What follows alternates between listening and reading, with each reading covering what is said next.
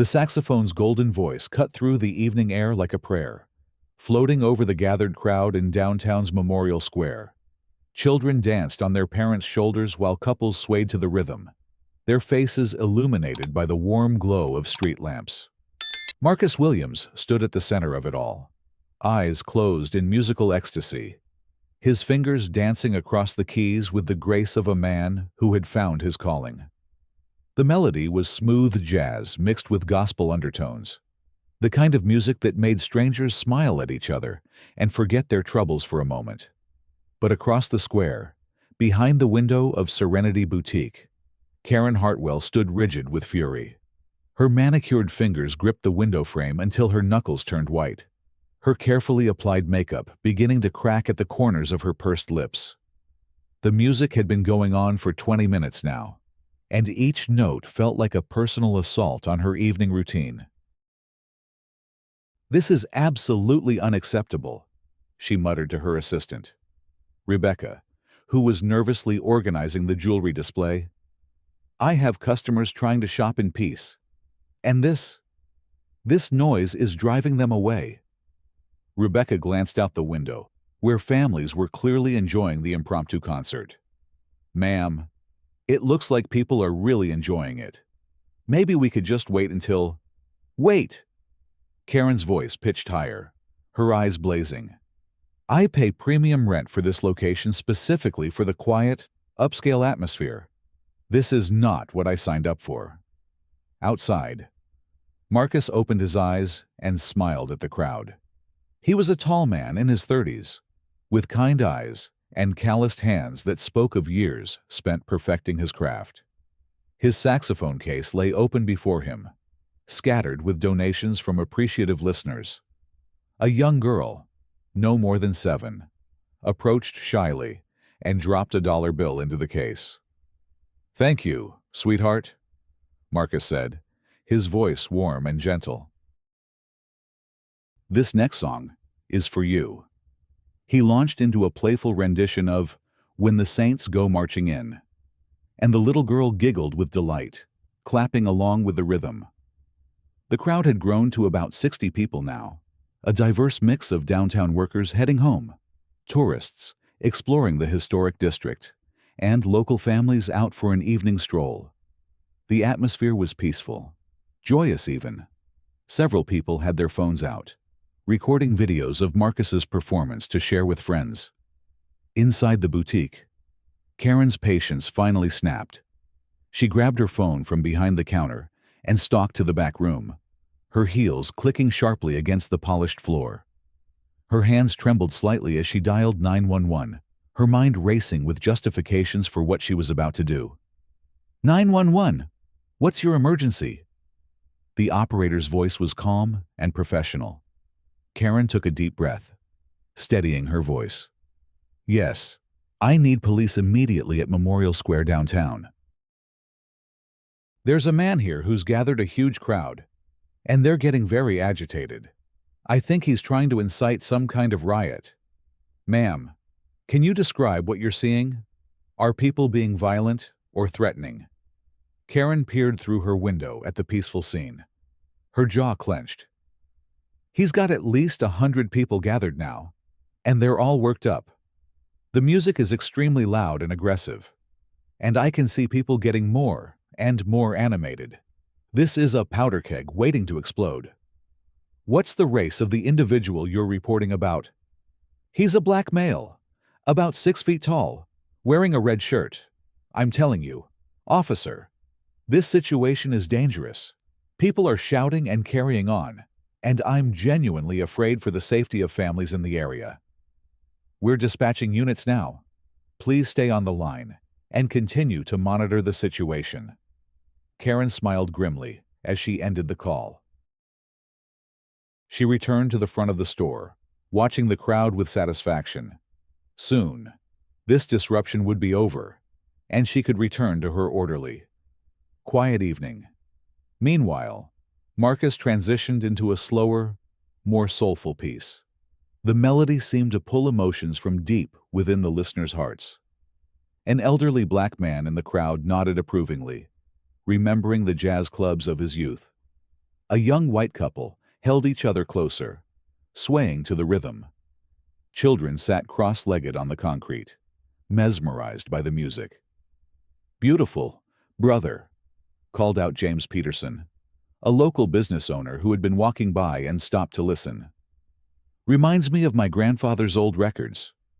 Marcus grinned and gave a small bow without missing a note. This was why he played on the streets, instead of just in clubs and concert halls.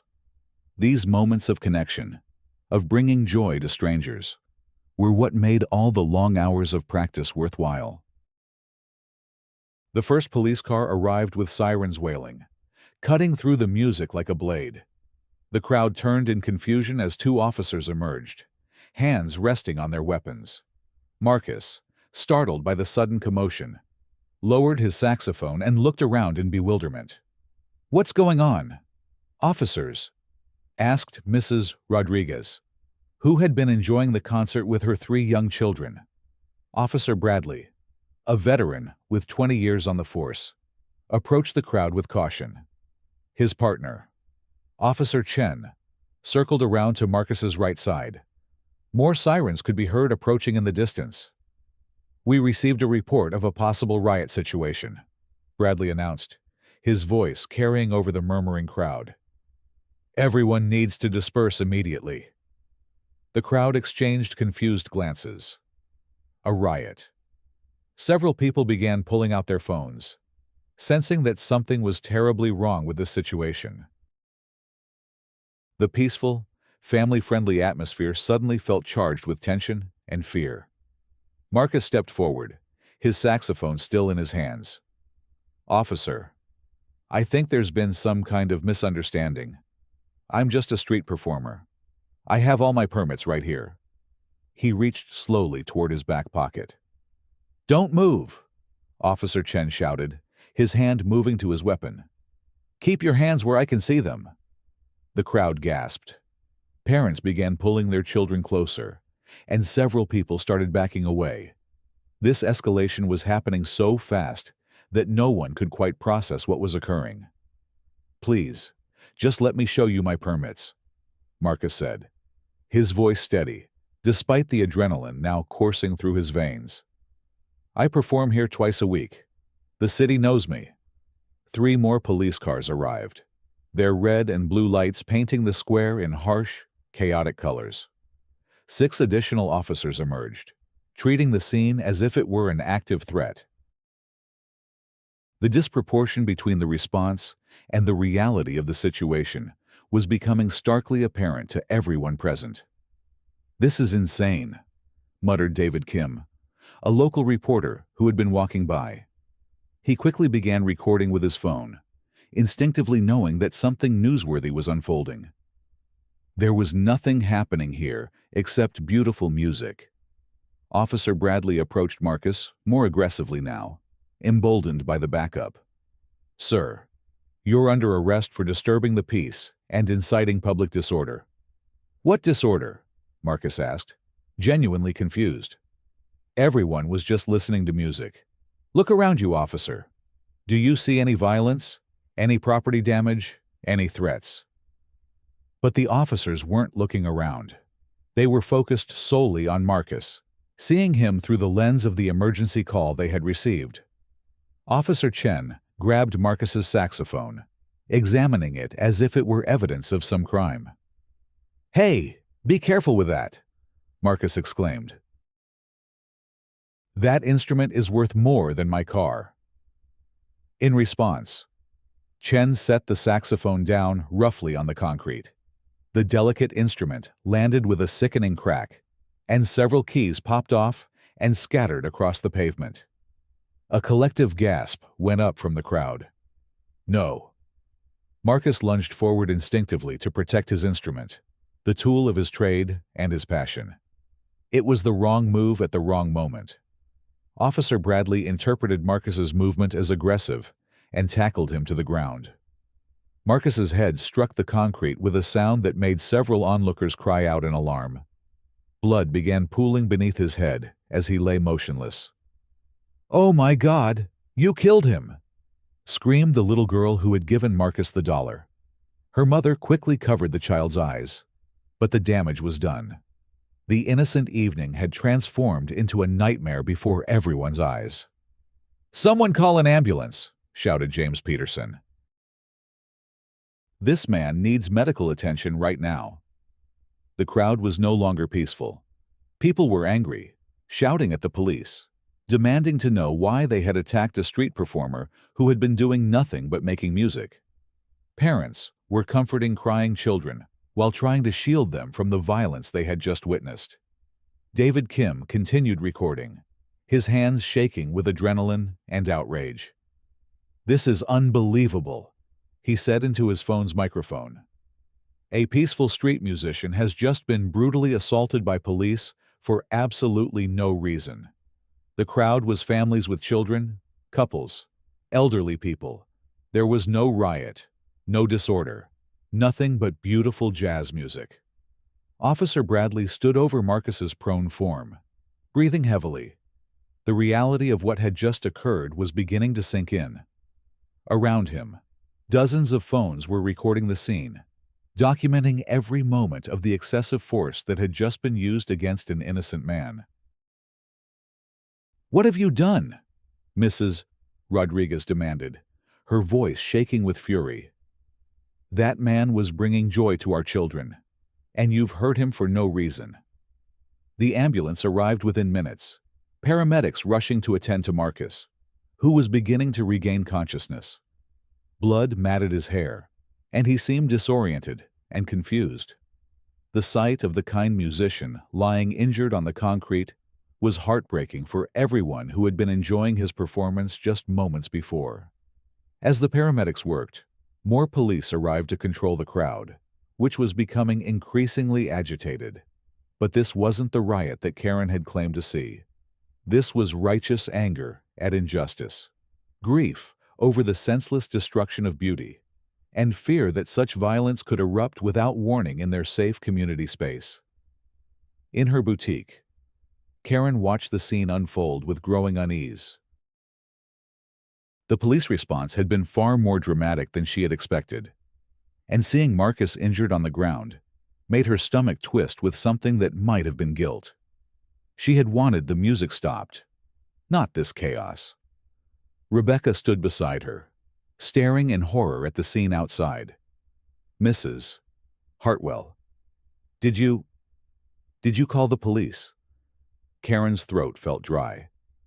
"I reported a disturbance. I had no idea they would. I just wanted them to ask him to move along."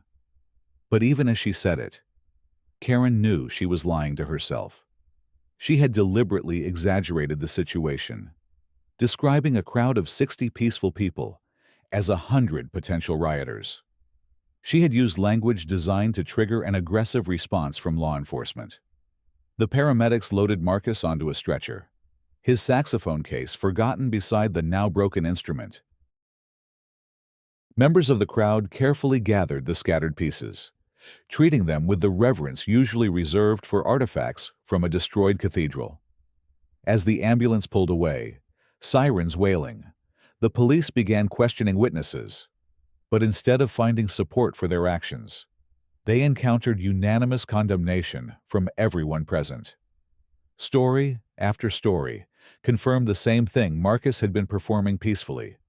The crowd had been appreciative and calm, and there had been no signs of violence or disorder until the police arrived. David Kim approached Officer Bradley with his phone still recording. "Officer, can you explain to me what crime was committed here tonight? What justified this level of force against a street musician?" Bradley's face was flushed with embarrassment and defensive anger. "We responded to a 911 call reporting a potential riot situation. We acted according to protocol." "What riot?" Kim pressed. "I was here for the entire performance." Families were enjoying music. Children were dancing. Where was the riot? Bradley had no answer. The disconnect between the emergency call and the reality of the situation was becoming impossible to ignore, even for the officers who had responded. By the time the square was cleared, Videos of the incident were already spreading across social media like wildfire. The hashtag #JusticeForMarcus began trending within hours as people shared their outrage over the unprovoked attack on the peaceful street performer. The next morning, Karen woke to find reporters camped outside her boutique. Her phone had been ringing incessantly, with calls from news outlets wanting to know about her role in the previous night's incident. Somehow, word had gotten out that she had been the one to call 911. Rebecca had called in sick, claiming she was too upset to work after witnessing the violence. Karen found herself alone in her store, watching through the windows as protesters began gathering in Memorial Square with signs demanding justice for Marcus. The video footage from the night before played on every local news channel. The contrast was stark and damning peaceful families enjoying beautiful music, followed by sudden police violence against an innocent man. The narrative was impossible to spin in Karen's favor. Channel 7's investigative reporter, Maria Santos, had done her homework overnight. She stood outside the boutique with a microphone, addressing the camera with professional composure that barely concealed her outrage. The 911 call that triggered last night's police response came from this boutique, Santos reported.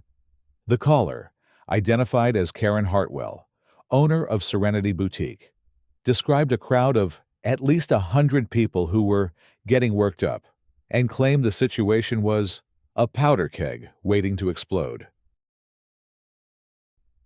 However, video evidence shows fewer than 60 people, including many families with small children, peacefully enjoying a jazz performance by Marcus Williams, a licensed street performer who has been playing in Memorial Square twice weekly for over 3 years. Inside the boutique, Karen watched the report with growing dread. The discrepancy between her 911 call and the video evidence was being laid out for the entire city to see. There was no way to explain away her exaggerations. No way to justify why she had described a peaceful concert as a potential riot. Her phone rang again. This time, it was her lawyer, David Morrison, and his voice was grim. Karen, we need to talk immediately. The district attorney's office has called. They're considering pressing charges against you for filing a false police report. False report. Karen's voice cracked. I reported a disturbance. The music was loud, and there were a lot of people. Karen, stop talking and listen to me. Morrison interrupted. I've seen the 911 recording and the video evidence. You described a riot situation that clearly did not exist. You caused a massive police response that resulted in serious injury to an innocent man. This is not going away. At City General Hospital, Marcus lay in a bed with a severe concussion and 12 stitches in his scalp. His sister, Angela, sat beside him, holding his hand while tears streamed down her face. The broken pieces of his saxophone were arranged on the bedside table, like the fragments of a shattered dream. 20 years I've been playing that instrument, Marcus said weakly. It was Daddy's before mine. Now it's just scrap metal. Angela squeezed his hand tighter. We'll get you a new one. Marcus, the important thing is that you're alive. But Marcus wasn't just mourning his instrument. The attack had shaken his faith in the community he had been serving with his music. For 3 years, he had played in Memorial Square, bringing joy to strangers, building connections across racial and cultural lines. In one violent moment, all of that had been destroyed by someone's lie. A knock on the hospital room door interrupted their conversation. James Peterson entered, his arms full of flowers and cards from community members. Behind him came Mrs. Rodriguez with her children, David Kim with his recording equipment, and a dozen other faces Marcus recognized from the previous night's crowd. Marcus, my friend, James said, his voice thick with emotion. We wanted you to know that the whole community is behind you. What happened last night was an injustice, and we're not going to let it stand. Mrs. Rodriguez's youngest daughter, The one who had given Marcus the dollar shyly approached the bed. "Mr. Marcus, I saved up my allowance to help buy you a new music thing." She held out a crumpled $5 bill. Marcus felt tears welling up in his eyes. Despite everything that had happened, the community was rallying around him. The human connections his music had created were proving stronger than the violence that had tried to destroy them. David Kim stepped forward with his camera still rolling. "Marcus, would you be willing to tell your side of the story? The whole city needs to hear what really happened last night." Marcus nodded slowly. "I was just playing music. That's all I've ever done in that square. I play jazz, gospel, sometimes blues. I play for families, for people walking home from work, for anyone who wants to stop and listen. I never caused any trouble. I never bothered anyone." His voice grew stronger as he continued. "Music is supposed to bring people together. That's what I believe. That's why I play on the streets, instead of just in clubs where only certain people can afford to hear it. Last night, I was sharing my gift with children, with elderly folks, with people from every walk of life, and someone turned that into a lie about violence and riots." The video of Marcus's hospital interview went viral within hours, shared hundreds of thousands of times across social media platforms. The dignity and grace with which he spoke about his experience, even while lying injured from the attack, moved people across the city and beyond. Meanwhile, the investigation into Karen's 911 call was intensifying. Detective Rosa Martinez had been assigned to the case, and she was methodically building a timeline of events that would be impossible for Karen to refute. "The evidence is overwhelming," Martinez explained to District Attorney Patricia Chen. "We have the 911 recording where she claims there are 100 agitated people when video evidence shows 60 peaceful concert goers. She described the music as aggressive when it was clearly smooth jazz. She claimed people were shouting and carrying on when witness statements confirm everyone was quiet and respectful." DA Chen nodded grimly. "And the motive? Her employee, Rebecca Martinez, came forward this morning. She confirms that Hartwell was complaining about the music being too loud for her boutique customers. Apparently, she's made similar complaints to the city before about street performers. So she weaponized law enforcement to solve a noise complaint." Chen concluded, "File charges for filing a false police report, and let's also look at hate crime enhancements. The racial element of her call is troubling." 3 days after the incident, Karen received a visit from Detective Martinez and 2 uniformed officers. The arrest was carried out in full view of the protesters, who had maintained a vigil outside her boutique. The crowd erupted in cheers as Karen was led away in handcuffs. The local news cameras captured every moment of her perp walk, her face hidden behind her hands in shame. The woman who had tried to destroy a peaceful gathering with her lies was now facing the consequences of her actions. Rebecca, who had quit her job the day after the incident, watched the arrest from across the street. "I should have spoken up sooner," she told Maria Santos. "I knew she was exaggerating when she made that call. I should have stopped her." But the community wasn't content to simply see Karen arrested. They wanted to ensure that something positive came from the tragedy. A GoFundMe campaign to replace Marcus's saxophone raised over $30,000 in just 2 days.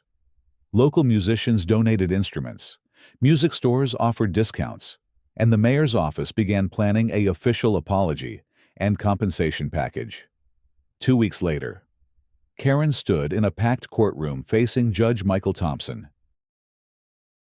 Her lawyer had negotiated a plea deal, but the judge made it clear that the community impact of her actions would not be overlooked. "Ms. Hartwell," Judge Thompson said, his voice stern and unforgiving, "your false report to police resulted in the violent assault of an innocent man who was doing nothing more than sharing his musical gift with the community.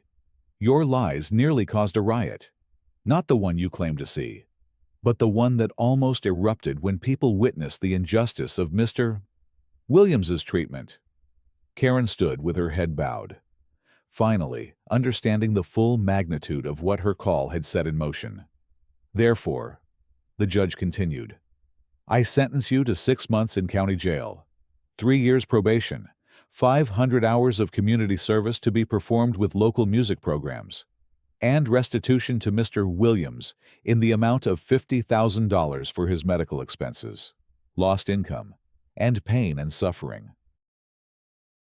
Additionally, you are permanently banned from calling 911 except in cases of genuine emergency, and you are prohibited from attending any public events in the downtown district for a period of 5 years. The packed courtroom erupted in applause. Justice had been served. But more importantly, the community had sent a clear message that false accusations and racial prejudice would not be tolerated. But the story didn't end with Karen's sentencing. The community that had rallied around Marcus was determined to turn the tragedy into something beautiful. Mayor Jennifer Walsh announced plans for an annual Memorial Square Music Festival, with Marcus as the inaugural headliner. What happened to Marcus Williams was an injustice, Mayor Walsh declared at a packed press conference. But the way our community came together in response shows the true spirit of our city. We will not let hate and lies divide us. Instead, we will celebrate the music and joy that Marcus has been bringing to our streets. On a warm Saturday evening, 3 months later, Memorial Square was transformed. A professional stage had been erected where Marcus had been attacked, and hundreds of people filled the space with their families, their blankets, and their open hearts. The same children who had witnessed the violence were now dancing to music once again, their trauma slowly healing through the power of community solidarity. Marcus took the stage with a brand new saxophone, gleaming gold in the stage lights. But before he began to play, he looked out over the crowd and spoke into the microphone. 3 months ago, someone tried to silence my music with lies and fear. They nearly succeeded. But you, this community, you wouldn't let that happen. You turned an act of hatred into an expression of love. You took a moment of violence and transformed it into a celebration of what brings us together. He raised his saxophone to his lips, and the first notes of Amazing Grace floated over the crowd. But this time, he wasn't alone. Local musicians joined him on stage, their instruments creating a harmony that seemed to heal the very air around Memorial Square. In the crowd, Mrs. Rodriguez swayed with her children, the little girl who had given Marcus her allowance now wearing a t-shirt that read, Music Heals. David Kim recorded the performance, but this time with tears of joy rather than outrage. James Peterson nodded along to the rhythm, his face beaming with pride at what the community had accomplished. Even Rebecca was there, having found a new job at a music store, and rediscovered her love for jazz through Marcus's ordeal. She had become one of the festival organizers, determined to make amends for her silence during Karen's 911 call. As the evening progressed, Marcus played everything from classic jazz standards to gospel hymns to contemporary pieces. The crowd sang along when they knew the words, clapped when they felt the rhythm, and simply listened in awe when the music transported them to another place entirely. You know, Marcus said during a break between songs, they broke my saxophone that night, but they couldn't break the connections we've made through music. They tried to paint me as someone dangerous, but you all knew the truth. Music isn't dangerous. Lies are dangerous. Fear is dangerous. But music, community, love, these things heal. The festival continued past midnight, with local bands and solo artists taking turns on stage. It was everything that Karen's 911 call had falsely claimed. The original concert was a large, energetic gathering of people united by music and joy. But this time, the energy was genuine. born of community solidarity rather than manufactured crisis. As the evening wound down and families began heading home, Marcus packed up his new saxophone with a heart full of gratitude. The attack had been traumatic, the broken instrument had been heartbreaking, and the legal proceedings had been exhausting. But through it all, the community had proven that truth and justice could prevail over lies and hatred. He thought about Karen, serving her sentence in county jail, and felt something that surprised him: compassion. Her fear and prejudice had caused tremendous pain, but they had also revealed the incredible strength and love that existed in their community. In a strange way, her false accusation had brought people together in ways that might never have happened otherwise. Walking home through the now quiet streets, Marcus could still hear the echoes of the evening's music ringing in his ears. Memorial Square would never be just a place where he had been attacked. Now it was also the place where a community had come together to say that love was stronger than hate, that truth was more powerful than lies, and that music could heal even the deepest wounds. The downtown district began to thrive in ways it hadn't before. The music festival became an annual tradition, drawing visitors from across the region. Street performers found new welcome in the area, knowing they would be protected and appreciated. Karen's boutique had been forced to close, but in its place opened a community music center where local children could take free lessons. A year later, Marcus still performed in Memorial Square twice a week, but now he was joined by other musicians, creating impromptu concerts that drew regular crowds. The square had become a symbol of how communities could overcome prejudice and injustice through solidarity and love. The little girl who had given him her dollar bill was now 7 years old and taking saxophone lessons at the community music center. "Mr. Marcus," she said one evening after his performance, "when I learn to play good, can I play with you?" Marcus knelt down to her level, his eyes twinkling with the same warmth that had drawn people to his music from the very beginning. "Sweetheart, music is for everyone who has love in their heart. Keep practicing, keep dreaming, and someday you'll be up on that stage sharing your gift with the world." As the sun set over Memorial Square, casting long shadows across the place where fear had once tried to silence joy, the sounds of music continued to float through the evening air. Children laughed, families gathered, and strangers became friends through the universal language of melody and rhythm. Karen's attempt to weaponize law enforcement against an innocent man had backfired spectacularly, creating the very community gathering she had falsely claimed to fear. But this gathering was built on truth rather than lies, on love rather than hatred, on music rather than silence. And in the end, that made all the difference.